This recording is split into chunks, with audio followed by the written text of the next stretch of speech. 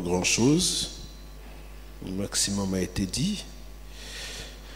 Donc nous allons voir quatrièmement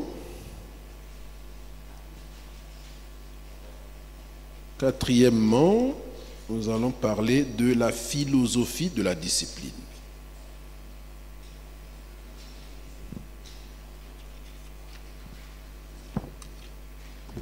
La philosophie de la discipline. Donc, nous pensons que la discipline n'est ni une punition, encore moins un règlement de compte,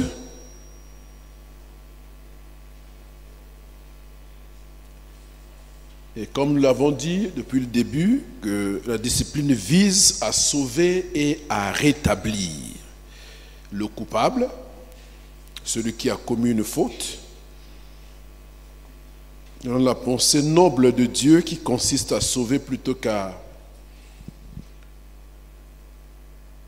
laisser périr. Donc la discipline, ce n'est pas un règlement de compte, ce n'est pas une punition en tant que telle, mais ce sont des voies et moyens pour rétablir le coupable, pour sauver le coupable.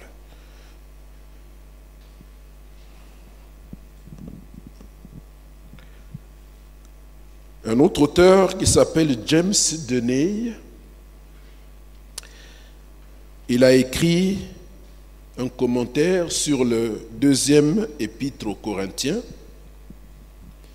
Il enseigne ceci. Il dit que le jugement de l'Église est l'instrument de l'amour divin.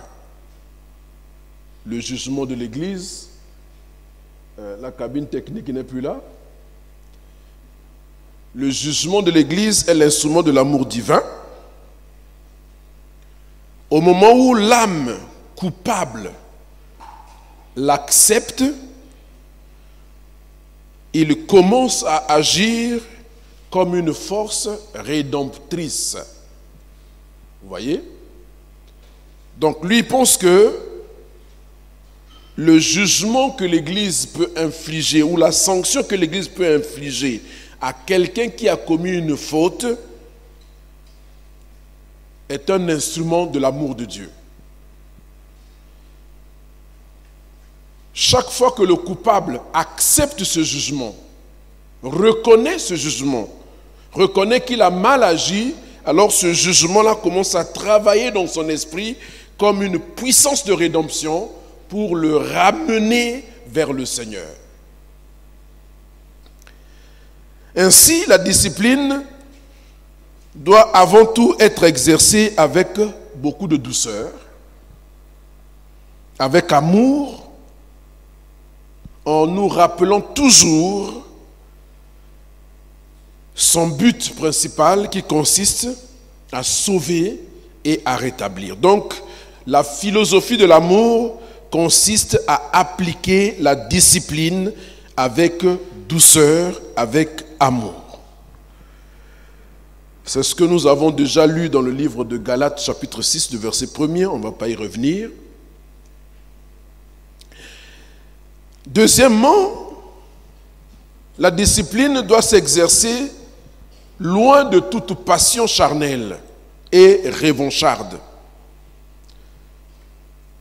Parce que quand on n'a pas compris le principe de la discipline, on peut agir avec passion. On peut agir charnellement, comme si on avait affaire à quelqu'un, comme si on voulait rendre des comptes à quelqu'un.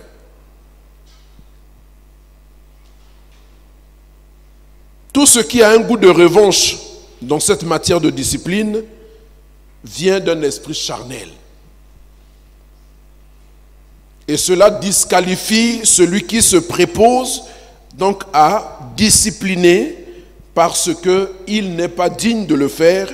Il va agir avec la chair ou agir par la chair. Il va confondre, prendre le coupable comme un ennemi qu'il faut abattre. Il n'y a personne que nous devons abattre, il y a plutôt des hommes à relever et à remettre sur le droit chemin. Le bon berger, la Bible dit qu'il donne sa vie pour ses brebis. Et donc, il est soucieux de ramener celui qui s'égare, parce que perdre une âme est un aveu d'échec en réalité. Donc, si l'Église exerce la discipline, elle doit savoir qu'elle doit se soucier du relèvement de tous ceux qui se perdent. Sinon, l'Église n'a plus sa raison d'être. C'est le lieu où on vient et on apprend à devenir enfant de Dieu, à devenir fils de Dieu. Ce n'est pas le lieu où on vient pour se perdre. C'est pourquoi l'apôtre Paul disait que nous ne sommes pas de ceux qui sont sortis du monde pour venir nous perdre dans la maison de Dieu, mais nous sommes de ceux qui avons la foi pour sauver nos âmes. Donc l'Église ne peut pas perdre quelqu'un. Et c'est souvent avec beaucoup de regrets et beaucoup d'amertume que nous constatons que des gens, parce qu'ils ont été sous discipline, ils fuient l'Église pour aller trouver une autre Église ailleurs. Mais où qu'ils aillent, quand on n'accepte pas la sanction, vous pouvez changer 1000 églises, vous n'irez pas mieux. Parce que les mêmes causes produisant les mêmes effets, vous commettrez la même chose là où vous allez, parce que vous avez fui la discipline, vous vous êtes soustrait au traitement qui convient à tout enfant de Dieu qui est appelé de ce nom. Donc, elle doit être exercée avec impartialité.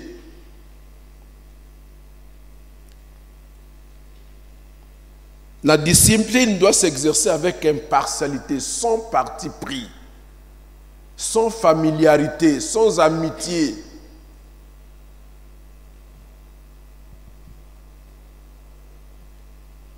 Et ce, aussi bien envers les membres qui sont influents, comme vers les membres qui sont moins influents dans l'assemblée. Donc il n'y a pas de traitement de faveur.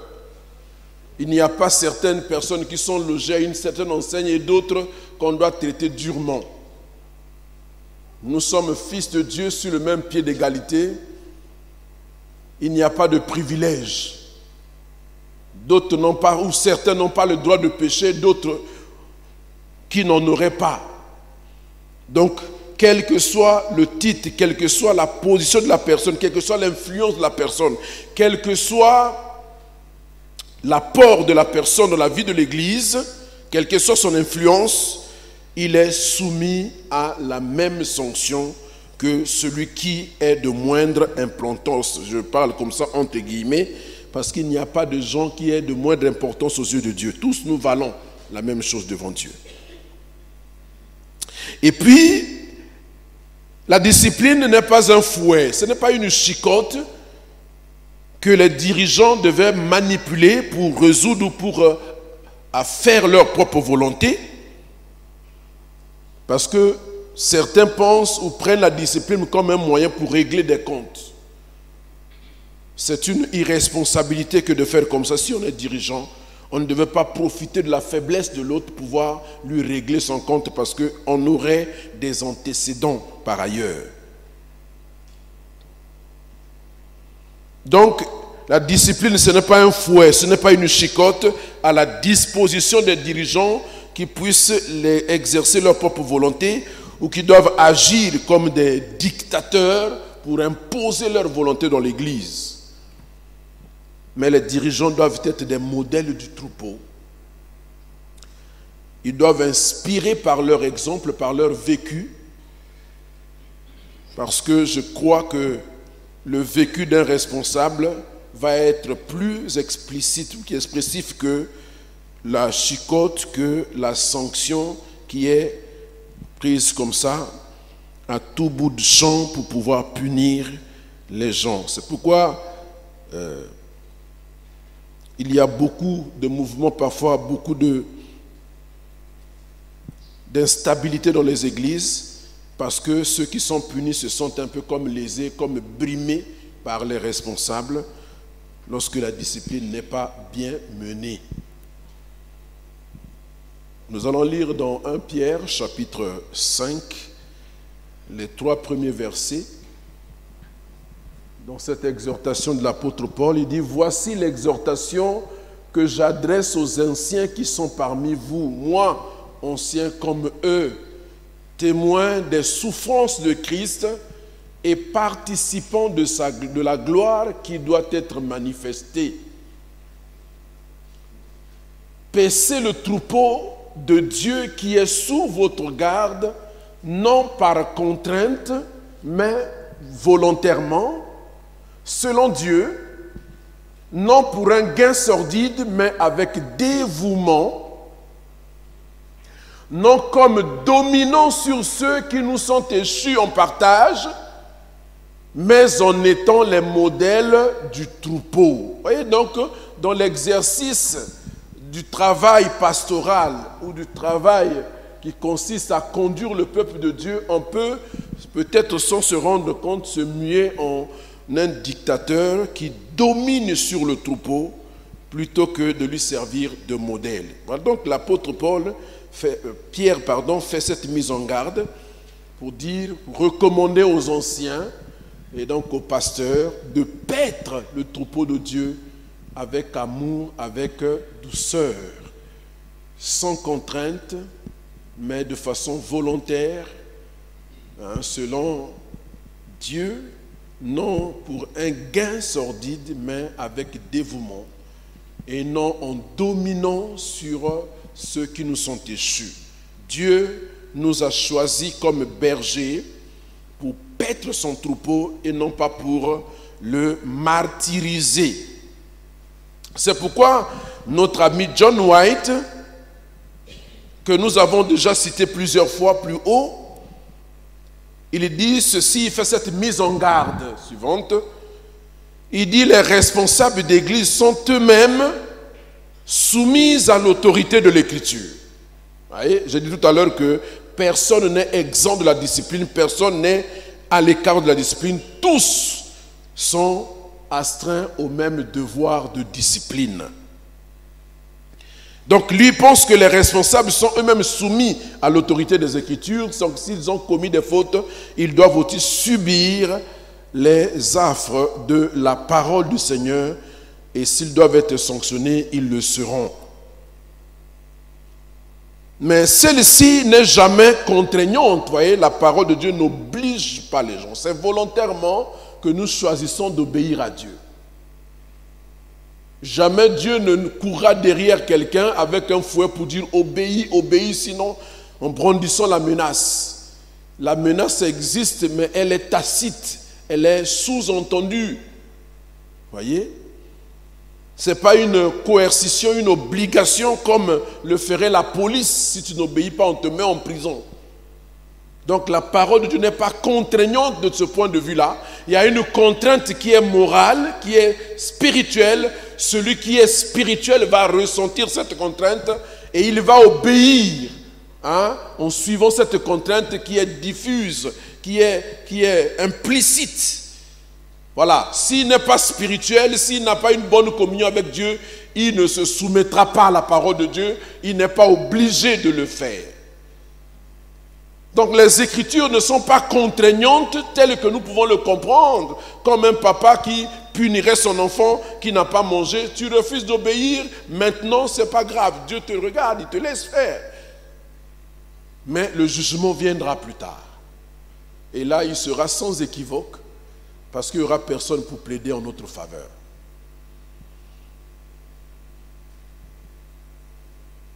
Donc, elle n'autorise pas la discipline.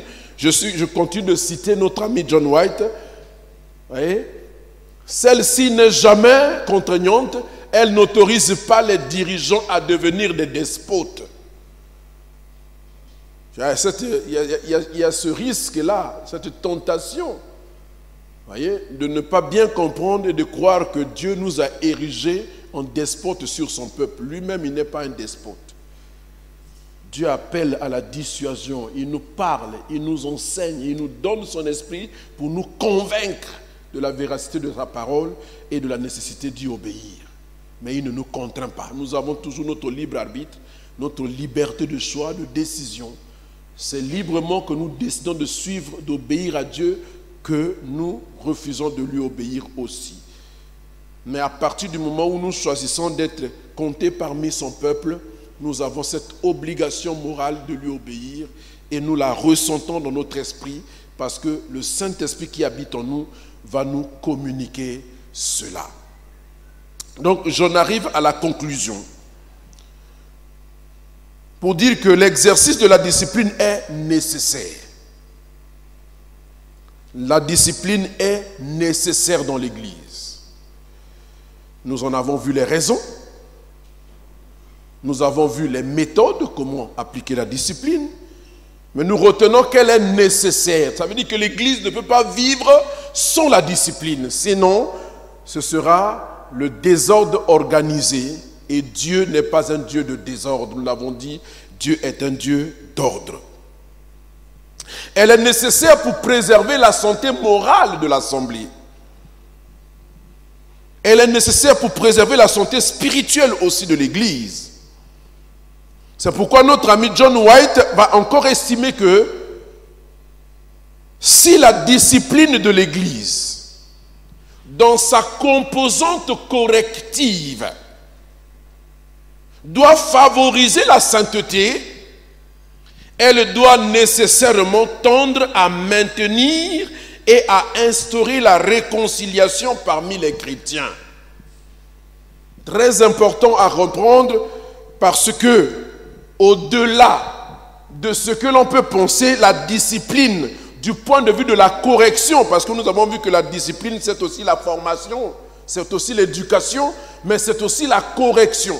Donc il y a d'une part on éduque, d'une part on forme dans le caractère pour devenir un enfant de Dieu authentique et honnête, et de l'autre côté on corrige, on réprime les fautes qui sont commises dans le but de favoriser la sainteté.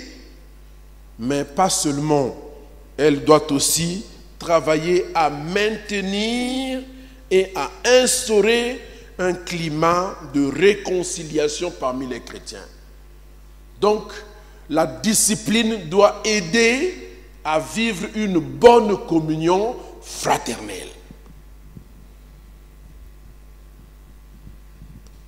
Quand bien même on n'a pas besoin d'attendre qu'on soit discipliné pour avoir de bonnes relations avec les autres, c'est naturellement que nous devons les avoir. C'est ce que Dieu recommande. Mais parfois, il se trouve que la correction peut aider à remettre les choses en ordre, à remettre les frères en ordre. Dans le livre de l'apôtre Paul à l'église de Philippe, voyez, le Seigneur est en train, l'apôtre Paul est en train d'encourager l'église de Philippe à régler un différend qui opposait deux sœurs dans l'église. Voyez, ça veut dire quoi? Ça veut dire qu'il fallait des mesures disciplinaires pour que ces sœurs-là se remettent ensemble. C'est à la limite de l'intolérable, de l'incroyable que des personnes qui font office d'aimer Dieu, de suivre Dieu ou même de servir Dieu arrivent à ne pas s'accorder, à ne pas s'entendre, à vivre une communion médiocre. Donc voilà ce que notre bien-aimé John White nous dit, que la correction, la discipline doit aider à la réconciliation parmi les chrétiens. Mais aussi un autre auteur, un Allemand qui s'appelle Dietrich Bonhoeffer, qui a écrit La vie communautaire. Et dans ce livre, il dit ceci, et ce sera une très belle conclusion pour nous. Il affirme ceci. Retenons bien cette phrase, soulignez-la ou écrivez-la au bic rouge, parce que ça résume en elle-même l'ensemble de ce que nous avons dit jusque-là. Il dit que rien ne peut être plus cruel que cette forme d'indulgence qui laisse simplement le prochain dans son péché.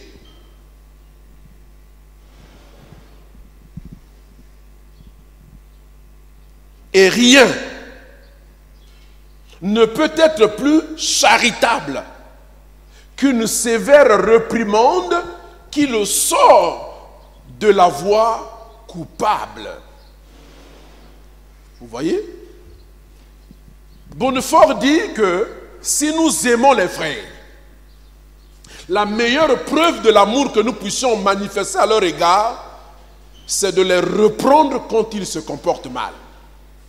Quand ils font mal. Si tu aimes ton frère qui fait mal, reprends-le. C'est la meilleure preuve d'amour. Mais si tu es indulgent envers lui, tu le vois commettre le péché et tu es indulgent, tu le laisses faire, tu prouves par là que tu ne l'aimes pas. Parce que tu le laisses mourir. Parce que l'amour que tu as pour lui ne t'autorise pas à le laisser continuer à faire ce qu'il fait. Donc arrête-le. S'il ne peut pas t'écouter, alors suis les autres pas de la discipline, appelle 2 témoins. S'il n'écoute pas les témoins, dites-le à l'église. S'il n'écoute pas l'église, en ce moment-là, tu es indemne, tu es quitte, parce que ce n'est pas faute d'avoir essayé, mais c'est parce qu'il s'est obstiné à vivre dans le péché et il répondra de son sang lui-même. C'est ce que Bonnefort nous dit. Amen. C'est pourquoi donc on dit que la discipline doit être appliquée avec amour, avec douceur, sans passion, mais avec rigueur et impartialité. J'ai dit et j'ai terminé pour cette session.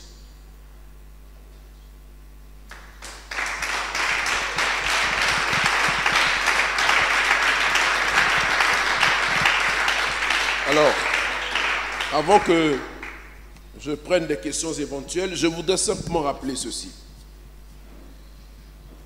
Cet espace que nous inaugurons aujourd'hui me tient beaucoup à cœur. Parce que j'estime que il faut que le témoin soit bien transmis. Vous avez déjà vu la course d'athlétisme qu'on appelle le relais. Vous connaissez ça, non? Le relais. Il y a 4 coureurs. Selon la distance, ça peut être le relais 4x100, 4x200, 4x400. Il y a 4 coureurs qui doivent parcourir la même distance à tour de rôle. Et il y a des équipes. Et l'équipe qui remporte le plus, c'est celle qui franchit la ligne d'arrivée la première. Mais la course n'est valable que lorsque le témoin est bien passé entre les 2 coureurs immédiats. Si le témoin tombe par terre, l'équipe est disqualifiée.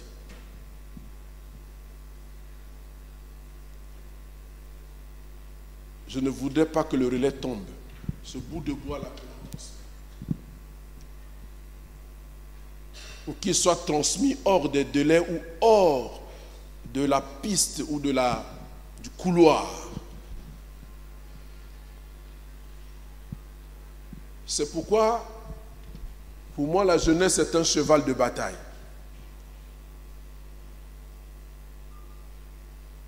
Mais qu'est-ce que nous pouvons faire s'il n'y a pas une complicité? Qu'est-ce que nous pouvons faire si il ne se dégage pas des vocations certaines?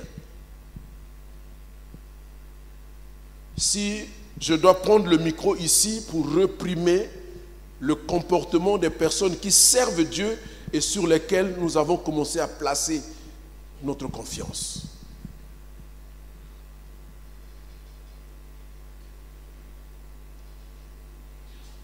La vie est cyclique.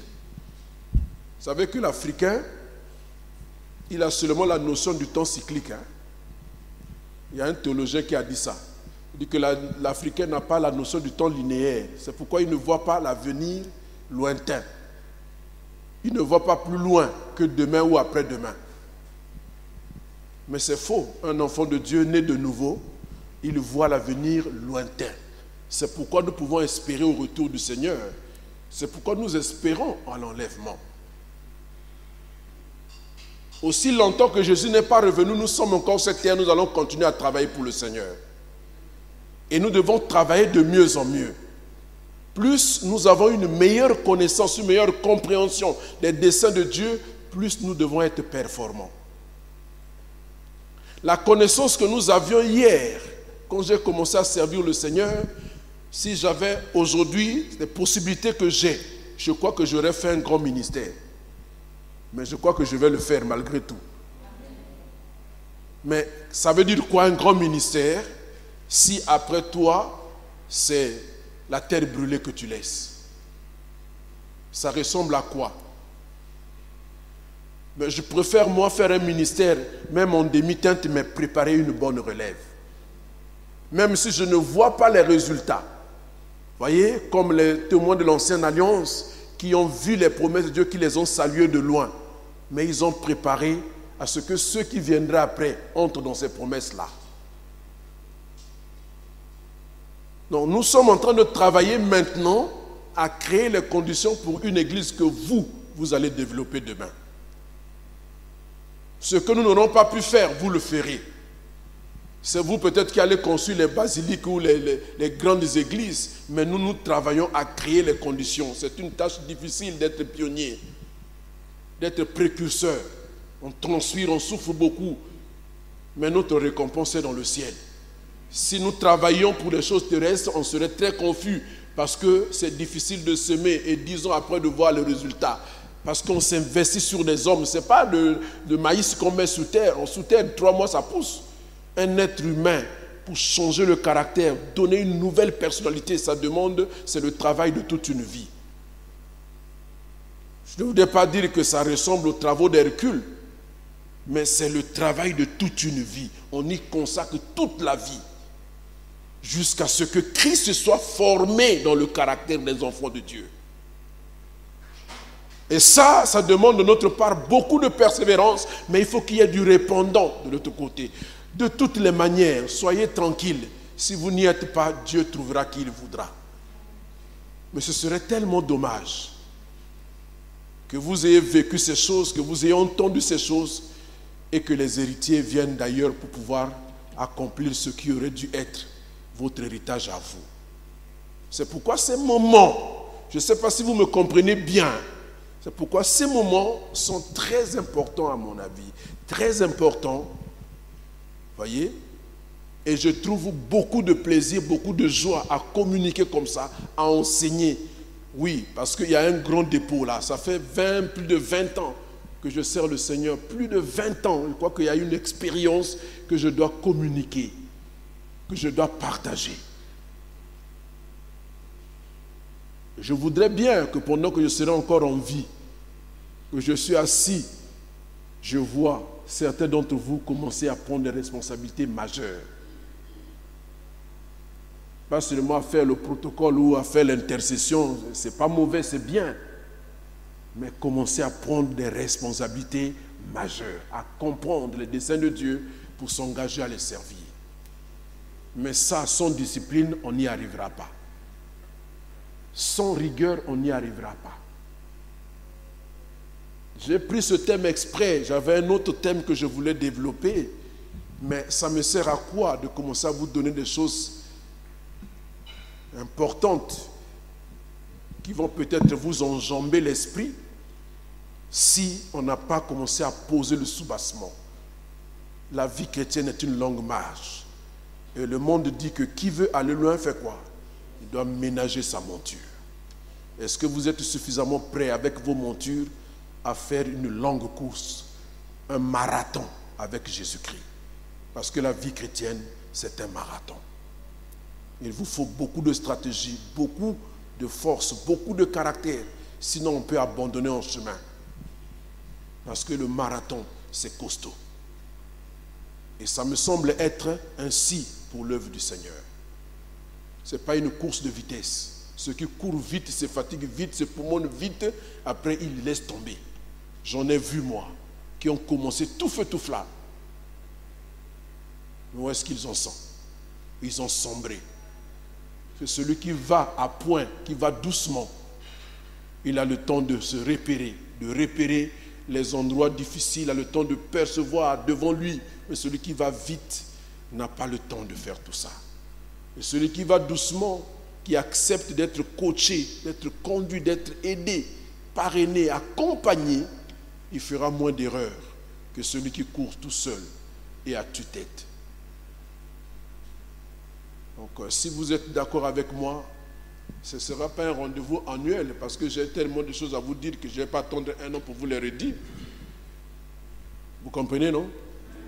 Voilà, donc ce sera selon que j'aurai la passion déposée dans le cœur, je vous convoquerai pour ça. Indépendamment des autres réunions de la jeunesse. Vous pouvez tenir vos réunions normalement, comme vous voulez, mais cet espace-là, je me le réserve. Amen. Amen. Voilà, je vous donne la parole si vous avez des questions encore. Sinon, j'ai terminé. Questions? N'ayez pas peur, hein? On est en train de discuter. Partager, vous aider à pouvoir comprendre les choses du Seigneur pour bien les exercer. Est-ce qu'il y a une question? S'il n'y a pas de question, on va s'arrêter parce que les autres doivent préparer le culte de demain. Il n'y a pas de question?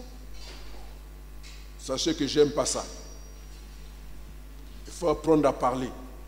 L'œuvre du Seigneur, serviteur de Dieu, il faut apprendre à parler, à s'expliquer, à justifier, à poser des questions pour comprendre. Amen. Amen. Voilà. On ne fait pas des débats, mais on s'explique. On doit expliquer certaines choses pour qu'elles soient bien comprises, pour qu'elles soient bien pratiquées. Donc, s'il n'y a pas de questions, oui, frère. Passez-lui le micro. Vous vous présentez, comme ça, on vous connaît aussi de nom. Moi, c'est le frère qui va moquer toi, Jeanne Rosan. Ça me fait déjà 8 mois que je suis à l'église, que je prie. Ma question est que, parce que quand j'ai entendu dans vos allocutions, vous parlez un moment du fils et de l'enfant. La question est que j'aimerais savoir quelle est la différence entre un enfant et un fils. Il n'y en a pas. C'est deux termes qui peuvent s'interchanger. Sauf que dans notre terminologie, comme on dit le patois de Canaan, dans le patois de Canaan, on parle plus de fils, fils de Dieu, à l'image de Christ qui est le fils de Dieu, il n'est pas l'enfant de Dieu, bien sûr le fils est un enfant, mais fils, ça montre la relation filiale que nous avons avec le Père.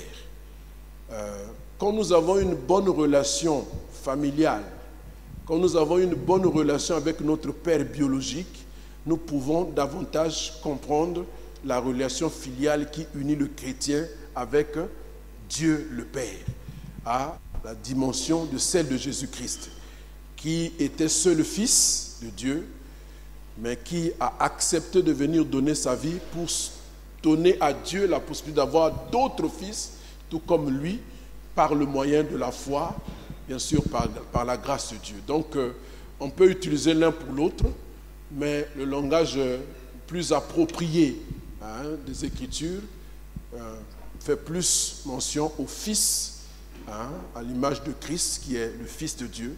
Et nous aussi, nous sommes devenus fils de Dieu par adoption. Sinon, on peut dire nous sommes enfants de Dieu, nous sommes fils de Dieu. Ça peut se dire, l'un et l'autre se disent. Voilà. La deuxième question est que, en ma qualité de père de famille, oui, si j'aimerais amener une vie de prière dans ma maison. Oui. Supposons si je mets la pression à ma femme, de réunir tous les enfants, ou bien tout le monde dans la maison, de prier chaque soir, ou bien chaque matin, chaque soir. Mais si on ne respecte pas ça, quelles sont les modalités, ou bien quel est le principe que je peux appliquer pour que ça puisse aboutir? Ok. Bon, vous savez, comme on dit, j'aime à le dire, tout ce qui est pur, tout ce qui est spirituel n'est pas facile à consommer. Les gens peuvent rester devant la télé toute la journée, mais quand il faut prier, les gens vont traîner les pas, ils vont bouder. Surtout quand vous faites avec les enfants, ils sont à bas âge. Quand ça traîne trop, ils s'emmerdent. Ils ne sont pas habitués à ça parce que ça les sollicite. Ça appelle une dimension qu'eux, ils n'ont pas encore atteint. Donc il faut aller avec eux, mollo mollo comme on dit. Il faut d'abord commencer avec madame. Même avec madame, il ne faut pas trop faut l'aider à comprendre que c'est important, que c'est vital. Et puis, je crois qu'il faut accompagner tout cela par la prière, en faveur de ces personnes-là, de madame et des enfants, parce que le diable ne permet pas que les gens connaissent Dieu dans cette dimension-là, qu'il y ait une vie de prière à la maison, qu'il y ait une vie de dévotion à la maison, que Dieu soit le maître d'une maison, parce qu'il y a déjà un maître. C'est le diable qui était là avant et qui n'accepte pas qu'il soit ainsi supplanté. Et puis, il y a un autre Dieu qui est très redoutable, qui est dans toutes nos maisons, c'est la télévision. Hein? Elle est redoutable, hein? Pour nous tous d'ailleurs. Hein? On est en train de... En ce moment, c'est la Cannes. Je vois qu'il y a certains qui sont partis d'ici là parce qu'ils doivent aller voir les matchs. Bon, bref, c'est pur. La prière, c'est quelque chose de pur. Tout ce qui est pur, qui sollicite l'esprit humain, est toujours... Comment je peux dire, l'être humain est réfractaire à cela. Il faut du temps, il faut de la prière, il faut de l'assistance, un accompagnement doux, pertinent pour pouvoir amener. Donc il faut commencer par faire des petits moments de prière. Pas forcément matin, soir, même s'il y a déjà un moment dans la journée, soit le matin, soit le soir, c'est bien. Et qu'il ne soit pas trop long. Hein? Si ça doit réunir maman et les enfants, faites de sorte que ça soit le plus court possible et commencez à les habituer à ça. Quand ils commenceront à s'habituer, au fur et à mesure, ils vont commencer à prendre goût. À ce moment-là, on peut progressivement tirer un peu, progressivement, mais en tenant toujours compte de l'âge et de la capacité des plus petits à supporter ce moment-là.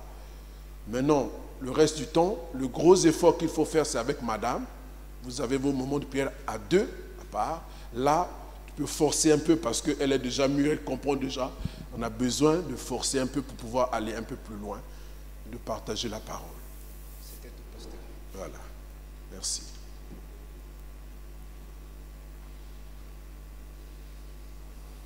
Merci, pasteur.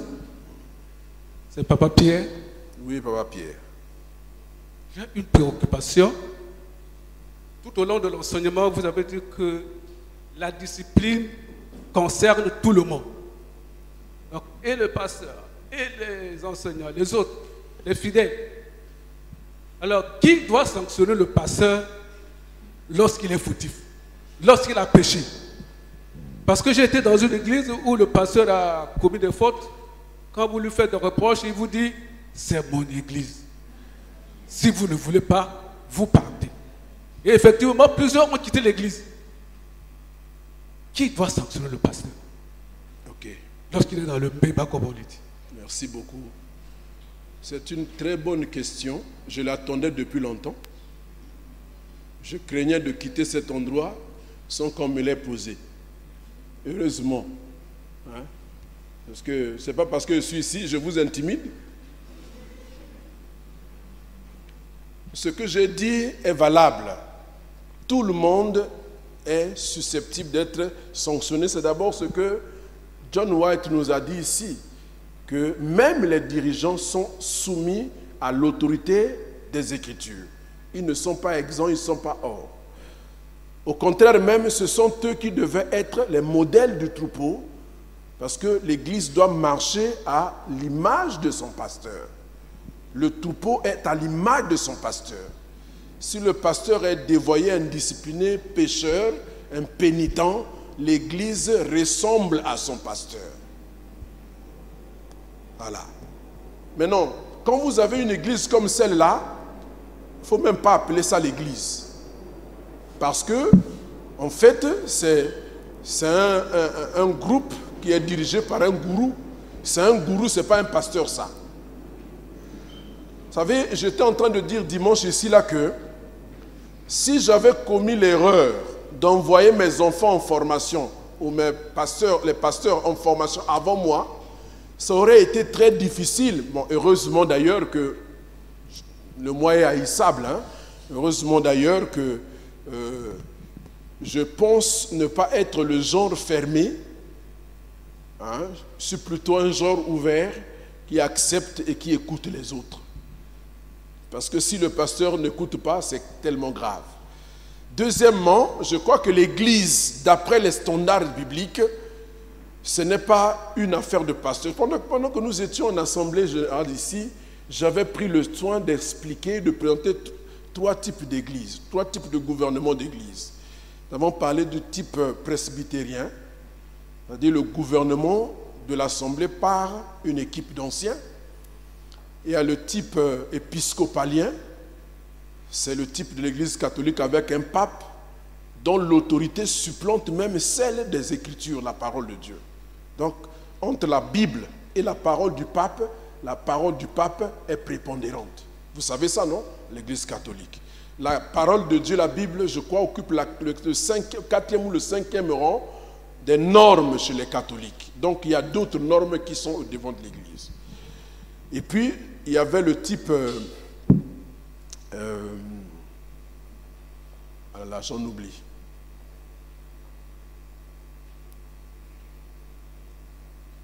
Bon, ça va venir. Alors, il y a le type congrégationaliste, c'est-à-dire l'autorité est incarnée par l'assemblée des fidèles. Et je vais expliquer que pour ce qui nous concerne à la CERF, nous avons pris les avantages des 3 types de gouvernement. Nous ne sommes pas épiscopaliens parce qu'il n'y a pas un homme tout puissant là dont l'Église lui appartient. Moi, l'Église ne m'appartient pas, je crois que je le clame ici tous les jours. L'Église appartient au Seigneur. Ok? Je suis le pasteur, le responsable, parce que Dieu m'a parlé, j'ai partagé la vision et vous avez adhéré. Nous devenons tous responsables, co-responsables de cette vision. Donc, nous avons combiné les 3 avantages de ces 3 types de gouvernement. C'est-à-dire que fondamentalement, le pouvoir appartient au collège des assemblées, pour ce qui concerne l'assemblée locale. Il appartient au collège départemental pour la ville de Brazzaville, que nous avons mis en place dernièrement.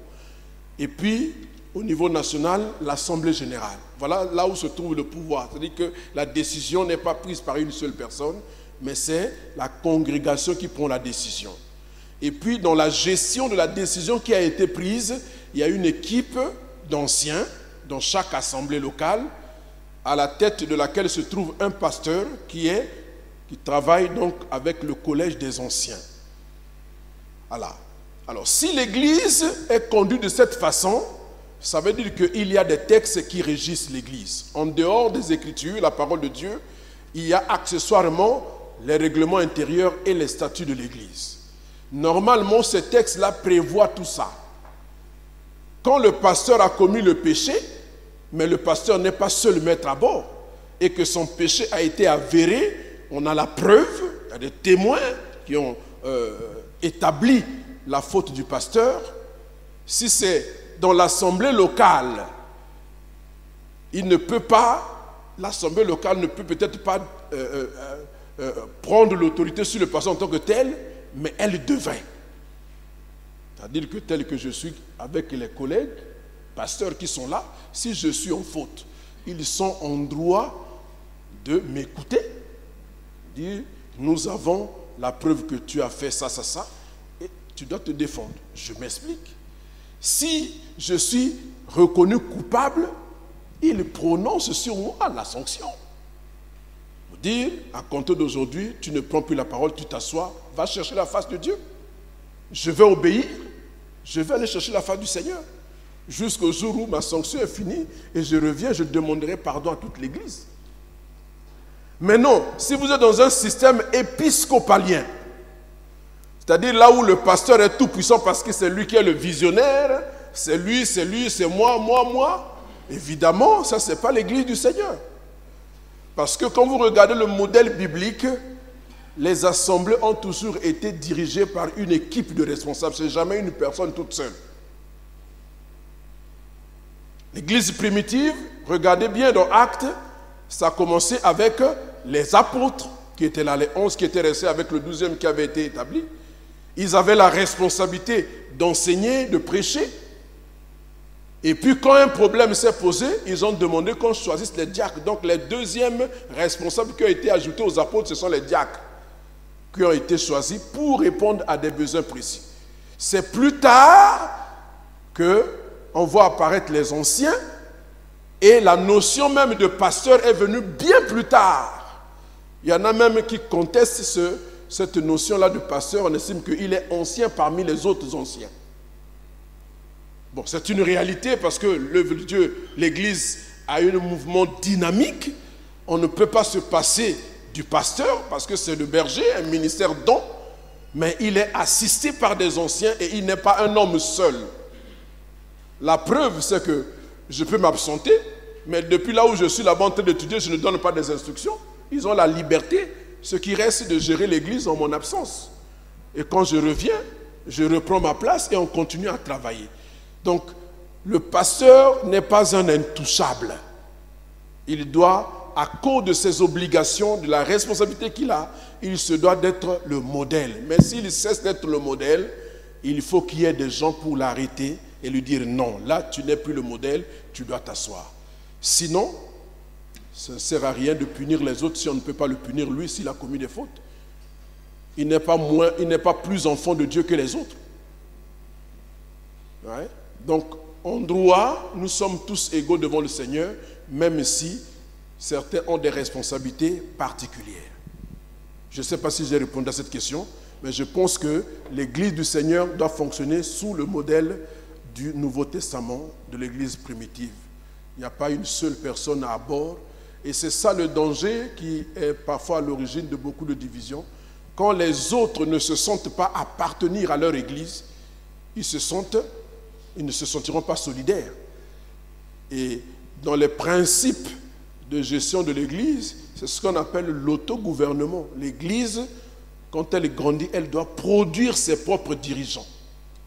Et ces dirigeants-là prennent les destinées de la vie de l'Église en main. Et il y a des principes de vie, y compris la discipline à l'intérieur du groupe de ceux qui dirigent. Donc il n'y a personne qui soit exempt de discipline. En tout cas, c'est d'ailleurs un très grand danger. Si on ne peut pas vous discipliner, vous êtes en danger de mort. Ça va, Papa Pierre?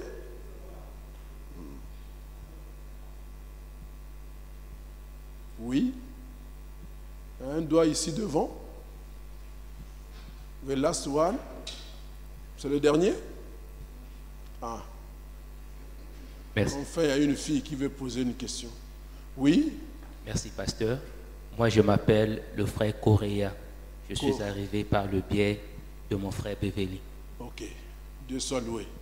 Merci. Sois la bienvenue. Merci beaucoup, pasteur. Déjà, je dis c'est une chance pour moi d'être là ce soir. J'ai deux questions. La première, je vous ai entendu parler de la marche avec le Seigneur. Vous avez parlé des épreuves. Alors, je veux savoir, les épreuves dont nous croisons sur la marche avec le Seigneur, qui est à l'origine? C'est le diable qui met ces épreuves pour nous tester ou c'est Dieu lui-même qui nous présente ces épreuves? La seconde question, est-ce que quelqu'un qui n'est pas disciple du Seigneur peut accepter d'être discipliné? Merci. Ok, je crois que la première question on avait déjà répondu, c'est parce que vous êtes arrivé en retard. Nous avons dit que les épreuves sont voulues par Dieu. Ce sont les marches, ce sont les tests de maturité ou de maturation. Hein? C'est la tentation qui vient du diable, mais l'épreuve vient de Dieu. C'est comme des examens. Quand vous mettez votre enfant au CP1, à la fin de 3 mois, on lui fait une composition trimestrielle. On évalue ce qui lui a été enseigné, est-ce qu'il a compris. On évalue. Et à la fin de l'année, on totalise les moyennes trimestrielles et on dit l'enfant est apte à aller au CP2, ainsi de suite jusqu'à l'université. Donc c'est la manière de Dieu de faire pour nous faire grandir dans la foi et dans la marche avec lui. Et les épreuves sont indispensables. Et j'ai me dit que tant que nous n'avons pas réussi à une épreuve, Dieu va la laisser là parce qu'il faut que nous puissions progresser. Voilà. Est-ce que quelqu'un qui n'est pas un disciple peut accepter d'être discipliné? Je dis non. Ceux qui acceptent, c'est pourquoi on avait vu un texte dans Hébreux 12 où Dieu dit que l'un des critères pour nous reconnaître comme fils, c'est le fait que nous acceptons la discipline. La discipline, c'est pour les fils. Voyez, un papa qui a des enfants à la maison, il discipline ses enfants. Pour autant, les enfants ne disent pas, bon, je ne suis plus ton enfant parce que tu m'as discipliné. Si un enfant fait ça, c'est que ce n'est pas votre enfant. Je vais vous donner un exemple. Si vous avez à la maison 2 enfants, il y a un enfant qui est le vôtre, qui est issu de vous-même, et l'autre que vous avez pris peut-être de votre frère ou de votre neveu, et que vous les disciplinez. Est-ce que votre enfant va quitter la maison pour s'en aller quelque part? Est-ce qu'il a quelque part où aller? Mais l'autre, peut-il aller quelque part? Pourquoi? Ouais, il se sentira frustré parce qu'il dit que je ne suis pas chez moi, on me fait ça parce que je ne suis pas chez moi. Mais le fils, quelle que soit la torture que vous allez lui infliger, mais il reste là parce qu'il sait qu'il est chez lui. Donc, c'est seulement celui qui se reconnaît comme fils qui acceptera la correction. Celui qui ne se reconnaît pas comme fils va refuser et dire, bon, on ne m'aime pas ici, je vais ailleurs. Mais il va ailleurs, il va reproduire la même chose. Bon, ce n'est pas absolu ce que je dis. Même le fils d'un enfant du cousin peut rester toujours, s'il a compris. Voilà. Mais dans ces conditions-là, ça veut dire qu'il devient fils, il se reconnaît comme fils de la maison et donc il accepte de subir la discipline. Oui, Emmanuel, c'est la dernière question. Bonsoir. Il y en a une seule ou il y en a plusieurs? J'ai 3 questions. 3. Ok. Bon, je suis arrivée un peu en retard, donc je n'ai pas suivi le début. Les retardataires ont toujours tort. Je ne sais pas si ces points ont Tout comme été les absents. évoqués. Oui. J'aimerais quand même savoir quelles sont les procédures d'accompagnement d'un sanctionné. Ça, c'est ma première question. La deuxième, comment doit-on relever un sanctionné? Une personne qui est sanctionnée, à quel moment on doit lever cette sanction? Est-ce qu'un sanctionné peut être éprouvé? Je n'ai pas bien compris la dernière. Est-ce qu'on peut éprouver un sanctionné? Il est sanctionné parce qu'il a commis. À quel moment ceux qui suivent, par exemple, peuvent savoir que là, il s'est rediscipliné, il s'est repenti. Ouais, il s'est repenti, il s'est sincèrement repenti, pas l'apparence, tout ça. Est-ce qu'on peut l'éprouver? Ceux qui ont le Saint-Esprit, est-ce qu'ils peuvent éprouver un sanctionné? Et ma 4e question me vient. Tu avais dit qu'il y en avait 3. Oui, papa, ça vient d'arriver.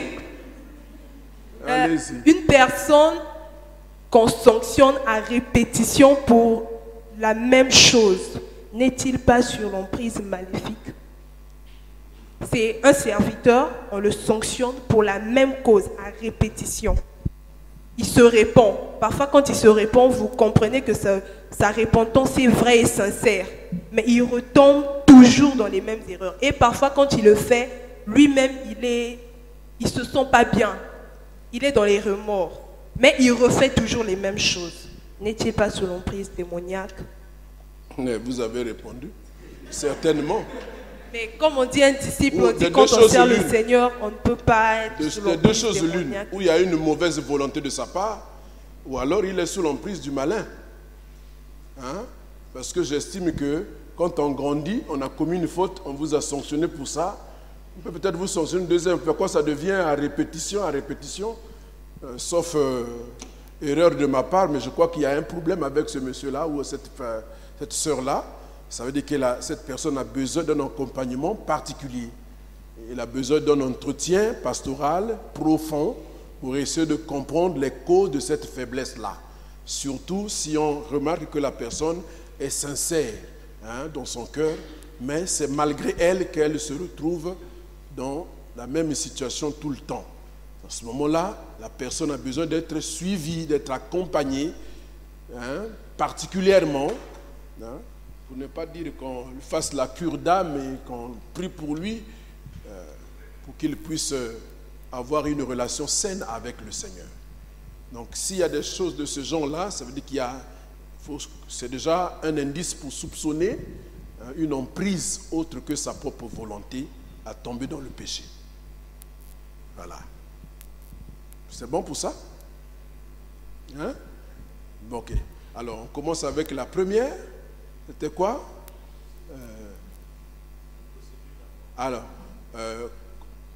Procédure d'accompagnement quand quelqu'un est sanctionné. Ok. Bon, en principe, comme nous avons dit, on ne sanctionne pas pour punir ou pour jeter ou pour chasser quelqu'un. On sanctionne parce qu'on veut relever la personne. On aime la personne, mais on n'aime pas ce qu'elle fait. On la sanctionne pour lui montrer que nous ne sommes pas d'accord, encore moins Dieu avec nous par rapport à ce que tu as fait. Une fois que la personne est sanctionnée, normalement, dans l'église, il y a déjà la structure des responsables qui est de droit, comment je puis dire, l'accompagnateur de ces personnes-là qui sont tombées. Donc les responsables doivent le suivre, à commencer par celui qui s'occupe des conversions dans l'église.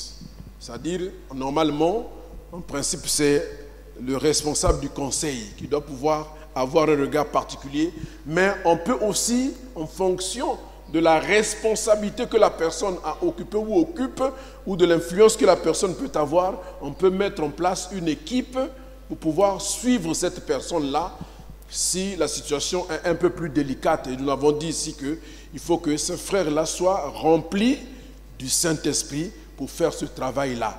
Parce que en allant discuter avec quelqu'un qu'on a excommunié, par exemple, généralement, c'est des personnes qui deviennent très violentes, même en parole.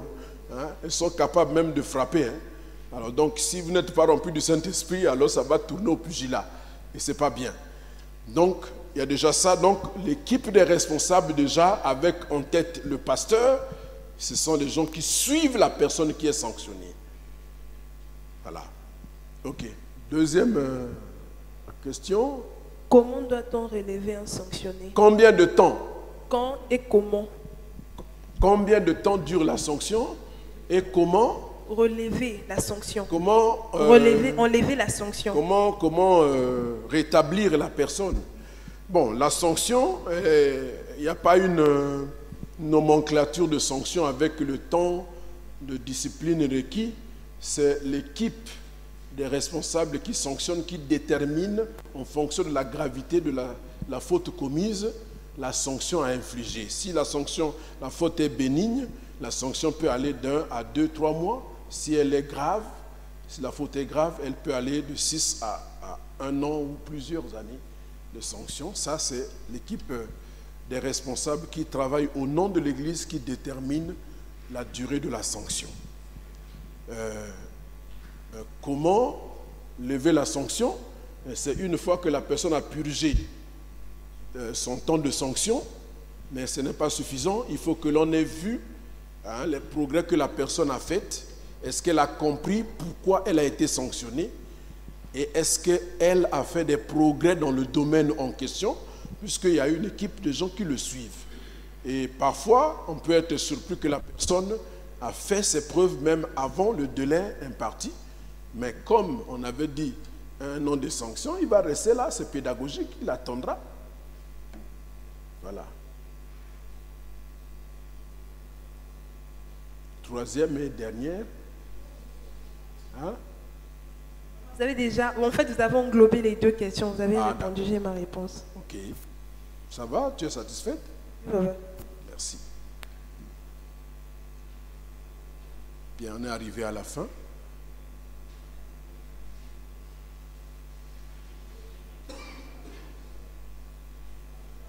Nous voulons nous lever ensemble, on va remercier le Seigneur.